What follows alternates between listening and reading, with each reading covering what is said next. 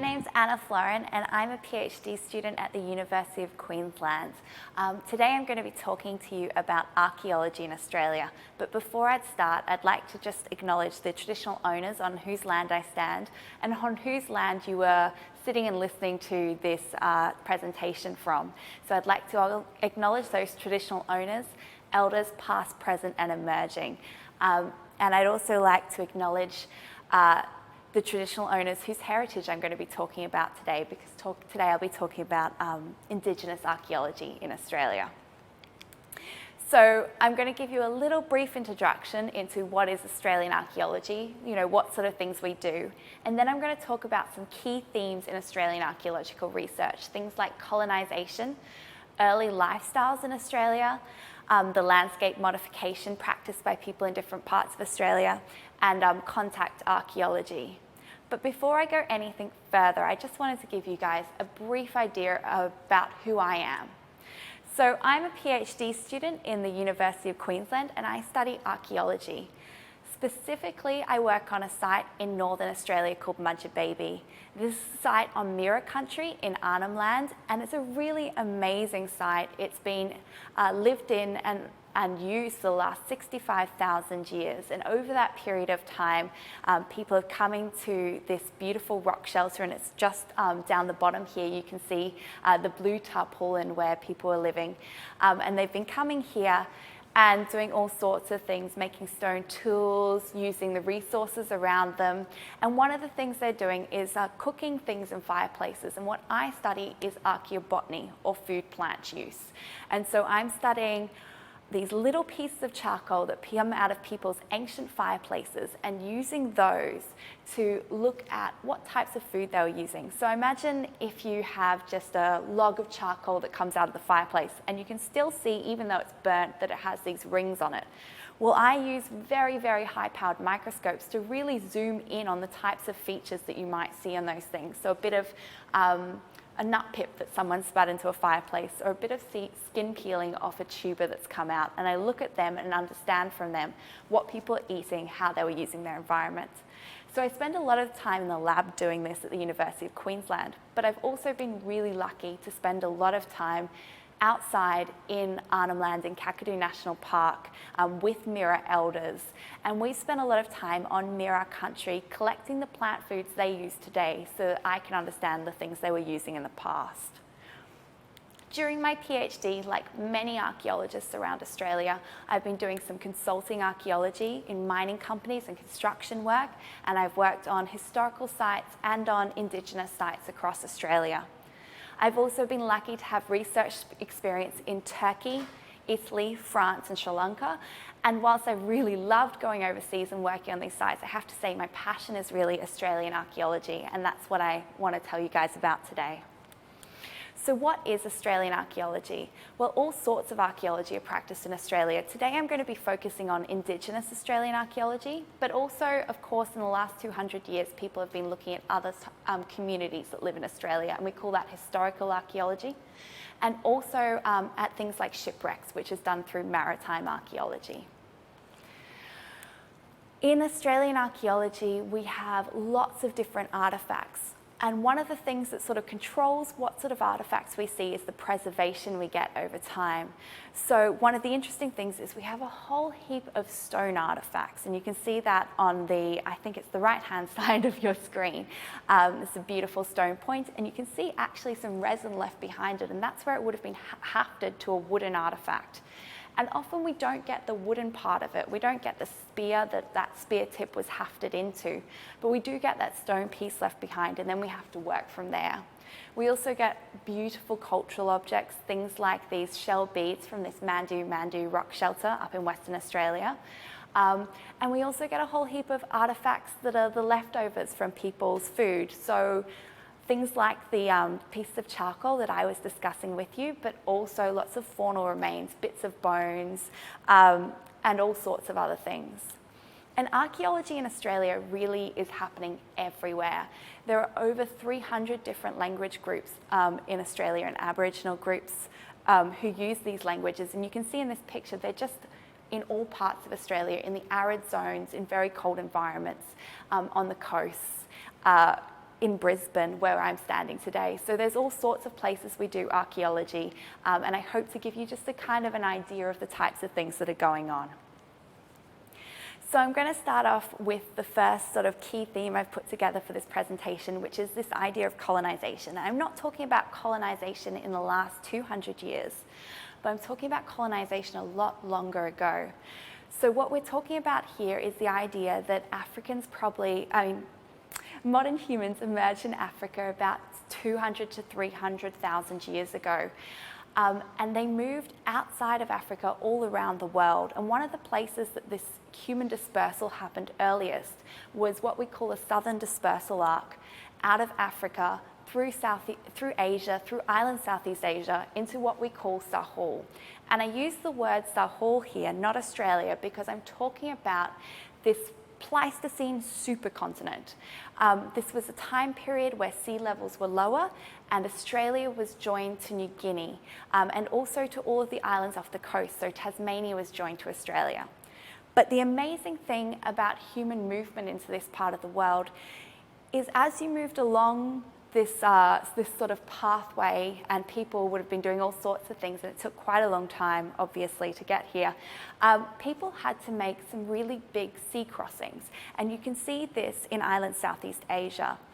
So I've got two lines up on the screen here, the Wallace line and the Weber line, and they're lines made by geographers coming through this area, trying to understand the different biogeography of the region.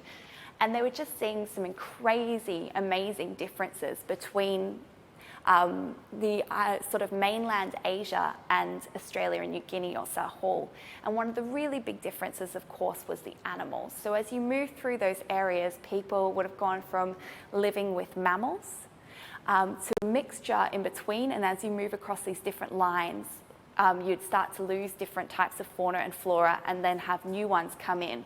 And into Sahul, where we have marsupials, and a lot of these marsupials are sort of nocturnal animals. They climb on trees. It would have been really quite different in some ways to the animals and also the plants that people were seeing as they came through. The other really amazing part of this is, and this only just came out a few days ago, we now know that definitely when people arrived in Australia, in Sahul, they would have been faced by a whole heap of animals we don't have today. These are called Megafauna. And this includes very large kangaroos. It includes sort of 2-ton size wombats called Diprotodon, which are just sort of walking around the landscape and would have been grazing. But it also, as you can see from this image, we now know included some giant goannas called Varanus priscus, and they would have been about twice the size of a Komodo dragon, and also a couple of giant species of crocodile. So people would have had to have dealt with that as well when they came into Australia. So how were people colonising Sahul? Well, from the current genetic and modelling evidence we have, we know that this wasn't just a tiny family group of people who, drifted over by mistake. This had to be a large group of individuals. Over 13,000 people had to come in these colonising waves. And we think this either happened in a single group or maybe even closely spaced together over a couple of hundred years. But people had to have very advanced water technology to make these crossings, and they had to do it intentionally. And we don't just see that they had advanced water technology from them moving into Australia. We also know in Indonesia and East Timor and Jera Malai, people might have been doing some deep sea fishing. And as well as that, we know that people moved into Japan about 42,000 years ago, so a bit later than when they moved into Australia. But it really shows that this early human group was starting to use a lot of watercraft technology. As well as that, as I was discussing earlier, these people would have had to have adapted to new environments, and that would have been a really big struggle. I think I can imagine if you went out into the wilderness, because I don't think it really is that today, you'd find it very hard to live in some of these environments. And people moved in, and they not just survived, they really thrived and started to live in the whole of Australia. And I'll tell you a bit more about that. But first of all, the next question we often have in Australian archaeology is when this happens.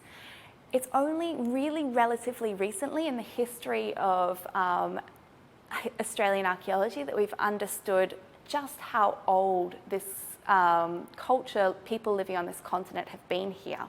It was only in the 1960s as we brought in radiocarbon dating to excavations, and specifically to an excavation at Kenneth Cave. And Kenneth Cave is a rock shelter in Carnarvon Gorge on Mirarr and Mirarr Country. And at that point, it was one of the first times that people were excavating down and were able to take radiocarbon dates. And not only did they realize people had been here for a lot longer than they thought they had, at this point they got dates of about 17,000 years ago, they also realized that there was a lot of cultural change going on. The technology they were excavating wasn't the same the whole way through, and that was a really big step forward in Australian archaeology. So today you may have heard people have arguments, Australian archaeologists really have arguments about when people first got to Australia. Some people suggest a short chronology, people got here about 45 to 50,000 years ago, and some people suggest a long chronology about 65,000 years ago. And I have to say, I very much fall into the second camp of a long chronology. And one of the reasons why there is so much argument about this is dating archaeological sites isn't that easy. We have a couple of different techniques to do that, and they all have their positives and their negatives.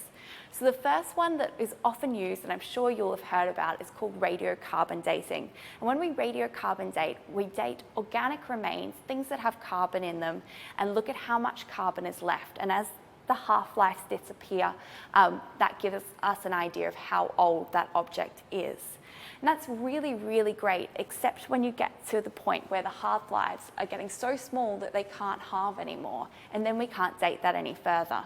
And so radiocarbon dating, initially when people were first doing it in the 1960s, probably only went back about 35,000 years, but slowly as we've gotten better at it, we've pushed it back to about 50,000 years. And as we've done that, archaeological sites in Australia have just gotten older and older and older. So there's a lot of people who think that the dates we have for archaeological sites in Australia are linked to the fact that the radiocarbon can't go back any further than 50,000 years. On the other side of it, we also have this thing called optically stimulated luminescence dating. And this dates single sand grains. And the basic idea is if you imagine a sand grain as a battery, slowly over time it builds up energy, but then when it hits light, that energy disperses. So a sand grain sitting on a surface of a rock shelter and it's getting light flooding in on it isn't going to have energy trapped in it. But over time, as it's buried underneath, it slowly starts to store energy. Then as archaeologists, when we're excavating, we excavate and then take tubes into the side of a wall so that we never expose that sand grain to the light. We then take it into a lab with infrared lighting, so again, it's not exposed to sunlight, and measure the amount of energy inside that sand grain. And we can measure each sand grain precisely, and we can actually measure a couple of hundred and see what's going on and how old that sort of sand layer might be. But the problem with that, and sometimes where we have issues with looking at how old things are, is a sand grain isn't an artifact. When we're doing radiocarbon dating, we're often dating the bits of charcoal from a fireplace or the faunal remains that people have eaten and left behind, or shellfish that people have eaten. We can link that directly to human behaviour, and it's a little bit harder to do that with sand grains. So one of the sites where this has really been key is this site called Madjedbebe in Northern Australia, and that's the site I've worked on for my PhD.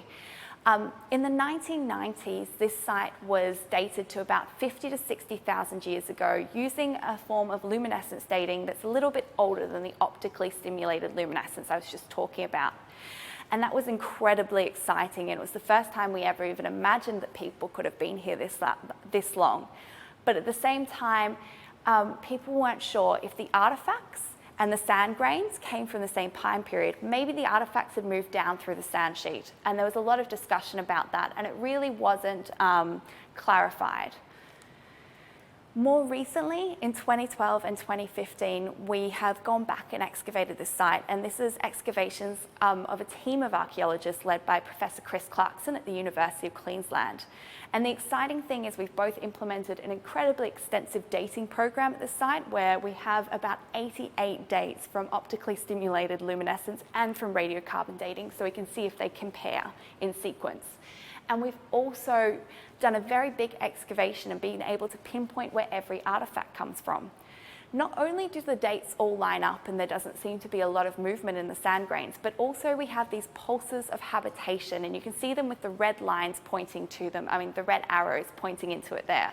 And between these pulses of occupation, we have changes not only in the lithic technology, so in the types of artifacts that people are making, but also in the raw materials they're making them from. So we're getting to be pretty sure that people were in Australia at least 65,000 years ago, which is just really an unmeasurable concept of time for most of us. But what were they doing here? So the next thing I'm going to talk about is the early lifestyles of people in this region, in Australia. So I'm going to talk to you today about 3 sites. I'm going to go back to Madjedbebe. I'm also going to talk about a site in central Australia called Puritjara, and then I'm going to talk about a series of rock shelters in southwest Tasmania. So the thing for me that's really exciting about Madjedbebe isn't how old it is, but it's what we've learned about how people were living when they first moved into the country. There's been a whole heap of artifacts that have come out from this excavation that are really amazing and surprising. First of all, we have the first grinding stones that have ever been found anywhere outside of Africa. And we also have the earliest ground edge axes, which are on the left of your screen here. And those were likely hafted onto pieces of wood, so people could maybe chop out honey bags from trees or clear trees, different things like that. We're not entirely sure. As well as that, we have a whole heap of artifacts like points and discoidal cores that connect people back to the things they were doing in the Middle Stone Age in Africa. So we have a really good idea of both that legacy of things people were doing as they moved through, but also the incredible innovation people had to survive in Australia when they came here. As well as that, we have just thousands of pieces of ochre at the base of Madjedbebe. And this is amazing because we not only have the ochre, but we can see the faceting on these ochre crayons where people have rubbed them and made ochre powder for paints, probably. And we also have little bits of mica, and we think that they were joining the ochre and mica together to make a sparkling sort of paint mixture. Unfortunately, in Madjedbebe, we don't have any rock art that's directly dated to that age. However, we do know that people are making rock art at this time. In Sulawesi, in Indonesia, so in island Southeast Asia, as people are moving through this area, we have rock art which is dated to 44,000 years ago, and that's the oldest dated rock art in the world. And so we think when people were coming to Australia, they were doing this sort of painting and expressing themselves and who they were, likely on the rock shelters that they were living in. As well as this at Madjedbebe, from the bits of charcoal that we get in people's fireplaces, we know that people had a really broad diet. This included things like fruits and nuts, including a nut called pandanus, which is incredibly hard to get into. And on the middle of the screen there, you can see a Gujrangali woman who was working with Betty Meehan in the 1970s, showing her how to open pandanus nuts. And she was doing this with a stone axe, and I can tell you, because I've tried, it is still incredibly hard to do it that way. But people 65,000 years ago, she's doing it with a metal axe, sorry, didn't have metal and would have been doing this with stone. And it's a really hard work, but these were very high in fat and were likely a really lovely resource for people, because a lot of the meats that they were eating, things like kangaroo, are very lean meats, so they needed to rely on some tree fat in their diet. As well as this, we have underground storage organs, which are things like roots and tubers, yams, potatoes, that sort of thing. We also know people were eating palm pith. And to get the starchy goodness out of the palm pith, they had to roast these up, remove the outside, pound them up, and then get out the starch with some water. So it was a really extensive process. As well as that, those grinding stones you saw earlier, we think that some of them were used for seed grinding. So we know that people were using a whole heap of different things. And they were doing this broad diet, and that's probably what allowed them to come into a new environment and be able to survive and thrive and do all those sorts of things. So the next place I'm going to talk to you about is Puritjara. And we know that people have been living in the arid zone of Australia for at least 47,000 years. This is actually from another site called Kunatkul in Western Australia. But at Puritjara, people have been living in the central deserts for 39,000 years. And we know this from an excavation at this beautiful rock shelter that you can see. The amazing thing is people didn't leave the arid zone when it became more arid. So today this is a really harsh environment to live in, but at one point in the past, called the last glacial maximum, which peaked at about 25 to 20,000 years ago, the world was going through a glacial cycle. And that would have meant that this area might have been a bit colder, but it would also have been a lot drier. And the amazing thing is people were able to survive and live in these areas during that time period. As well as this, people were practicing symbolic behaviour here as well and expressing their culture with ochre. And we know because we find a lot of ochre in this site. And the ochre probably doesn't actually come from Puruchjara. It comes from the north of Puruchjara, about 125 kilometres away from Kaku ochre, which is still mined today and used for artworks today. So it's really amazing. People were moving in and out across those arid deserts to get ochre so that they could paint and do other things with it. This isn't the only example we have of people moving things in Australian pre-colonial history. So we know that about 39,000 years ago, people were moving ochre like that 125 kilometres. At Riwi Cave in the north of Australia, you can see this beautiful shell ornament, and it was actually part of about 10 shells that were found in excavations about 30,000 years ago and may have been strung like a necklace.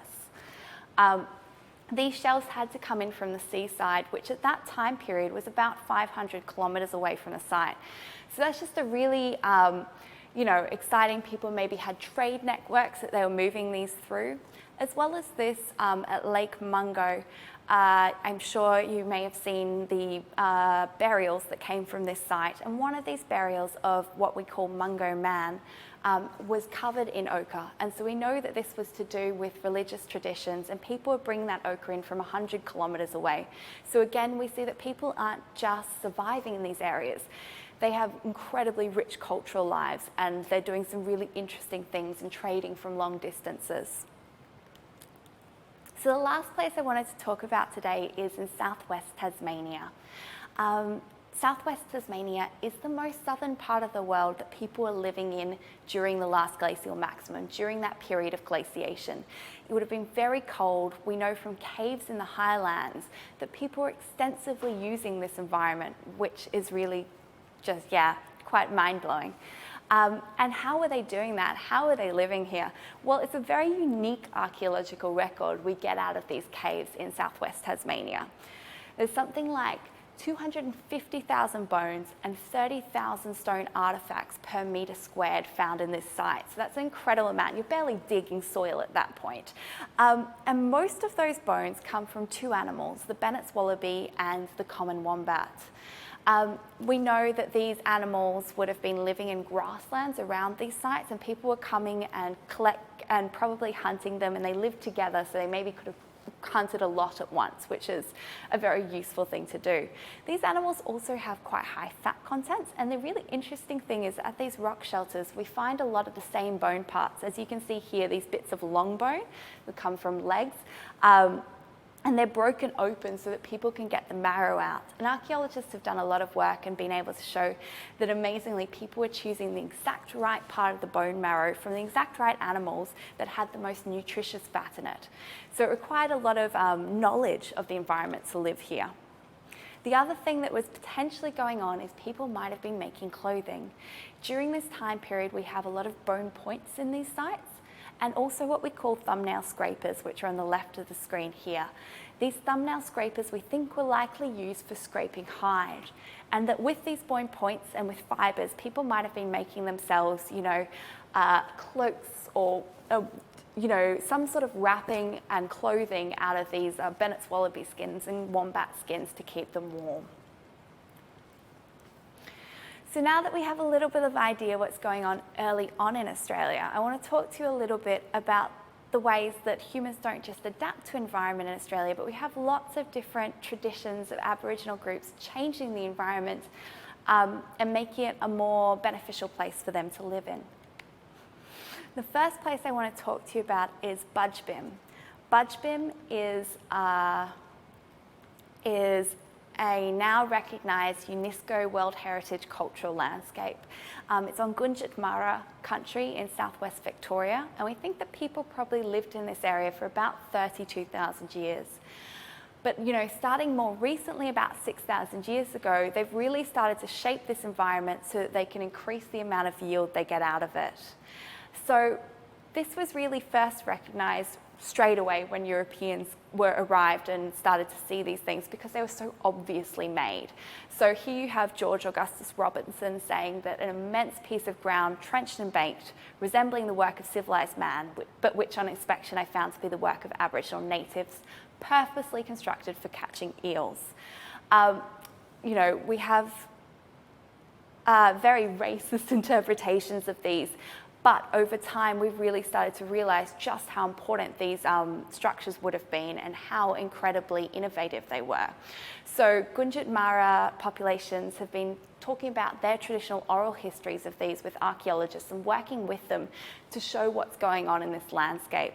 So one of the things that's going on is people have created, sort of big dammed ponds where eels are trapped year-round. They grow and increase their yield because eels usually would have gone out to the sea at this point. And so you have this really amazing high yield of eels growing in your environment that you can then eat, and then a whole heap of trap systems that they go through that are taken away.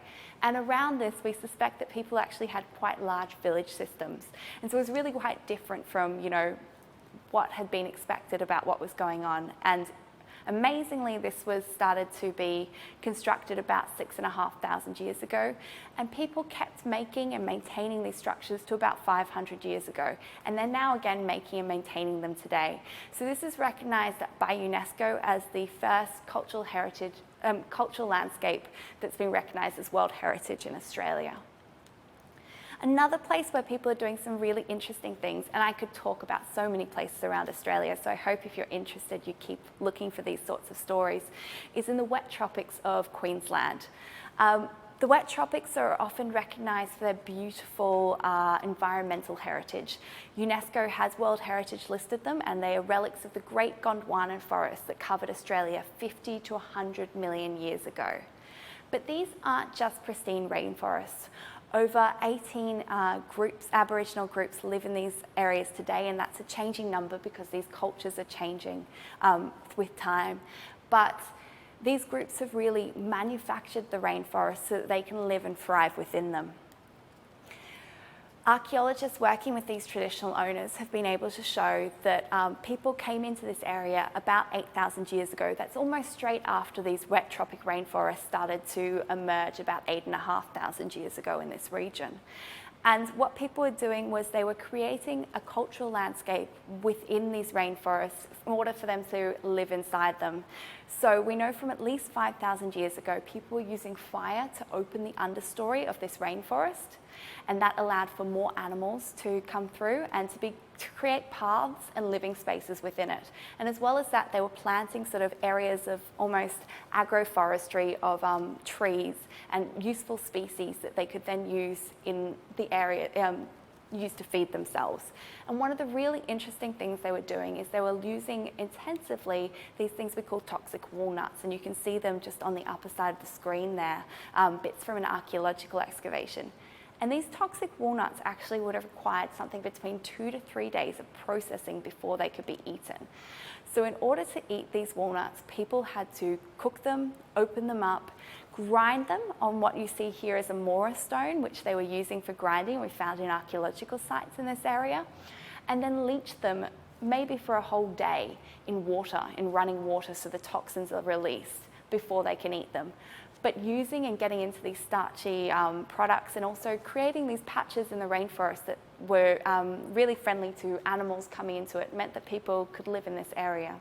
So what we have here is not a pristine rainforest, but a cultural landscape, and a lot of the biodiversity and the types of plants and animals we have in this landscape are because of humans maintaining them.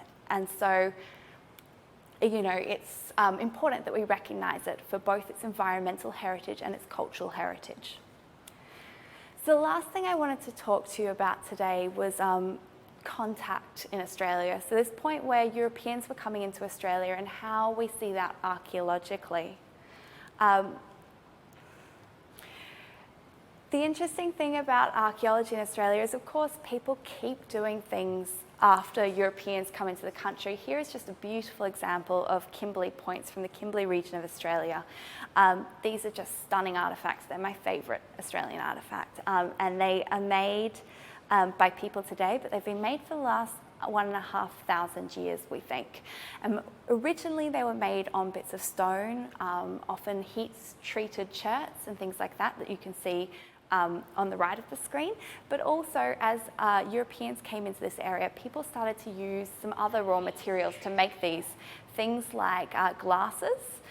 And you can see on the right of the left of the screen here, the most beautiful blue glass, which actually comes from the telegraph wires that Europeans were putting into these areas. So people continuing to make these traditional objects, to trade them in large sort of areas away from the Kimberley, despite the fact that their lifestyles have changed a lot. And in fact, in some ways, these became even more ferocious hunting equipment when they became glass, because they could snap off and cause blood clots inside animals, and they die more quickly. So there's a lot of innovation going on there as well. The other thing that we get out of contact archaeology is we get different perspectives away from the ones I've been taught as within school and things like that, about how people saw other cultures coming into it. This is a really famous painting. It was the first sort of painting of the kangaroo from New Holland, or from Australia, and it was painted in 1772. And the artist had heard about kangaroos, but he hadn't really seen one. And because of that, you can see that this kangaroo almost has mouse-like features, and the curve of its head's a bit like a horse. It's not quite kangaroo-looking entirely. When we go to Australian Country in Arnhem Land, up on the Arnhem Land escarpment, we have a similar thing in the sense that we've got these painted impressions of what people thought of Europeans as they first came in, and we can have a look at these to get a sort of a different viewpoint on this history. So the contact rock art in Australian Country is incredibly beautiful. Here we have a couple of different pictures of the types of rock art we see. You can see on the left here we've got ships, so people were obviously painting things that were out at the sea, which is about 100, 150, 200 kilometres away from this country. So they're going and looking at them and coming back and painting them, or maybe they're being told about them and painting them onto this rock art. They're also painting depictions of Europeans coming through this country. And on the left of the screen here is an amazing rock art scene, because it actually fits with some of the historical records we have from this time period. A surveyor called David Lindsay was moving through this area with a group of people mapping what was going on. He was moving across the Arnhem Land escarpment, and he was finding it very hard.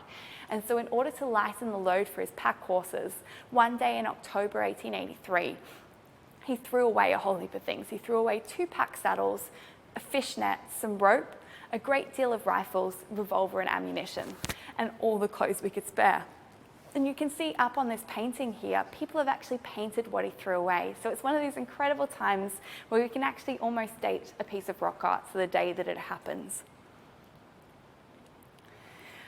But this one is, I think, my favourite piece of contact rock art that I've seen from this country. And you can see here that people have painted a horse onto this scene. And the horse, almost like the kangaroo that we saw painted by George Stubbs, is something that people don't know very well at this point. And it's been painted rather than properly with 4 legs at the same length, a little bit like a kangaroo, like the kangaroo below it. So you can see that same idea of just trying to grapple with these new things that are coming in and understand them, but putting them within our traditions of painting. So thank you very, very much for listening to me today. I hope you've got an idea of just how diverse the cultural history of Australia is. There are so many different things going on across this continent in different times and places, and lots of people adapting and changing the way they do things. And it's a really exciting history because of that, because not everyone's using the same resources, doing things in the same ways. And I think one of the most exciting things about this history, and doesn't really happen for archaeologists so much in most other parts of the world, is we have an incredible oral history and a knowledge of this record from the traditional owners in Australia who are living here today, Aboriginal and Torres Strait Islander peoples. And it's just really amazing when those two pieces of lines of evidence come together, archaeologists working with traditional owners to explore this history. And we just have so much still to learn. There is so much we don't know about different parts of Australia, and I hope you're inspired to learn a little bit more yourself. Thank you. If you could please join us tomorrow, we have Associate Professor Jonathan Pragnell from the University of Queensland, who'll be talking about archaeology in Queensland.